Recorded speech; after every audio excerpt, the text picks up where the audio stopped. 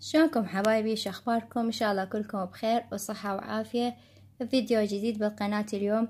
طبعا حبيت احكي بالبداية اني جدا اعتذر مدى انزل هالفترة فيديوهات لان كلش مريضة وتعبانة. عندنا الجو شوي متقلب وصارت عندي انفلونزا شوية بالعظام. ربي يبعد عنكم كل مرض. اني نشرت بالمنتدى واشكر البنات اللي سألن علي ودعا لي ربي يشافي كل مريض لهم ان شاء الله. فحبيت اليوم قلت لازم اسوي فيديو.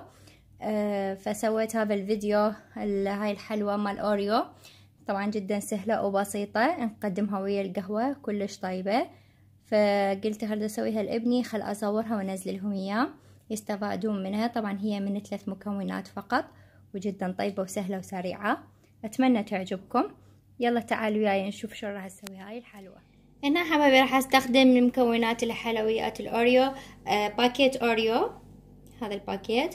واذا حبيتوا تكثرون الكمية عادي بكيفكم. وكوب حليب بارد ثلج. وعندنا هنا كريمة شانتيه نوعين. هي 3 مكونات راح نسوي بيها الحلوى. عندي هنا الاوريو، راح احاول افتح يعني راح اكسره هو بالاخير بهذا الشكل، واطلع الحشوة البيضة لان اريد استخدمها ويا كريمة الشانتيه هذا الشكل. ارفعها من عنده. راح اكمل باقي البسكت وارجع لكم. هنا انا بنات كملت اني الاوريو، راح احاول اكسره بهذا الشكل. تقدرون تطحنونه بس اني راح اكسره بهذا الشكل يصير تطلع لش يعني قطعة كبيرة اطيب من مطحون بهذا الشكل. وكل شي ما راح اخلي عليه. تقدرين تضيفين حليب اذا حبيتي يصير شوية مثل يعني يذوب البسكت. اني ما راح اضيف عليه حليب، راح اخليه بهذا الشكل لان الكريمة وهاي الشغلات راح تذوبه. كسرته بهذا الشكل. بس ايش راح اسوي؟ راح اجيب كاسة عندي هنا باكيت كريمة شانتيه بالفانيلا.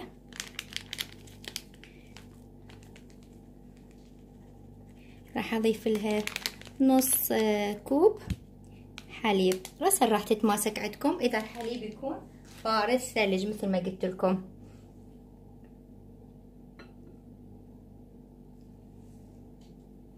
هذا الشكل. وراح امزجه.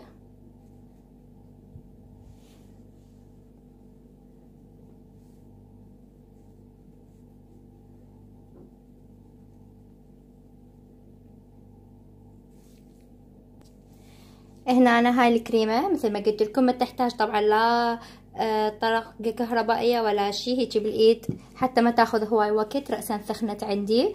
راح انزل عليها هاي الحشوة مال اوريو البيضة واحاول امزجها هذا الشكل. هاي اول شي الكريمة خلصت عندي. بقت كريمة الشوكولاتة بس هم اضيف لها باكيت كريمة شوكولاتة واضيف نص الحليب الكمية الباقية واسوي. هسه اكمل الشوكولاتة. هنا بنات اني الكريمة الشانتيه بالشوكولاتة سويتها بهذا الشكل. شوفوا شلون صارت ثخينة وطعمها كلش طيب لان ضفت لها حليب قليل ورأسا تماسكت عندي بهذا الشكل. هنا أنا هسه راح نجي نجمع الطبقات. اي كاسة تحبون تضيفون بيها. راح احط طبقة من الاوريو بهذا الشكل واجيب هنا يمي هنا شانتي البيضة واضيفها هاي الطبقة. احاول اوصلها للاطراف بهذا الشكل. طبعا مثل ما قلت لكم هي بسيطة جدا وكلش طيبة. يعني ابني عندي يحب الاوريو كلش فاسوي له هاي الطريقة كلش يحبها. راح انزل الكريمة. راح احط حبة اوريو وعندي هاي نستلة مال اوريو همينة. وهاي كاكو على صفحة. هاي كمل عندي اول الطبق. وهنا حبايبي هاي الشكل النهائي للطبق بعد ما كمل عندي. أني زينته بهاي الشوكولاتة، انتو اللي تحبون شو تحبون تزينون الطبق بكيفكم، حتى لو كان عندكم مبروش أو هاي الحبيبات الملونة ضيفوها بكيفكم بعد انتو وابداعاتكم. أنا فقط اعطيتكم الفكرة. طبعا هي هالحلوة جدا سهلة وبسيطة، تسووها بظرف 5 دقائق وطيبة بنفس الوقت. وتقدرون هم تضيفون بعد الكريمة الشانتيه نوتيلا عادي همينة، يعني تمشي ويا الطبق. وإذا حبايبي كنتم أول مرة تشوفون قناتي، اضغطوا على زر الاشتراك وفعلوا جرس الإشعارات حتى يوصلكم كل شي جديد. مع السلامة.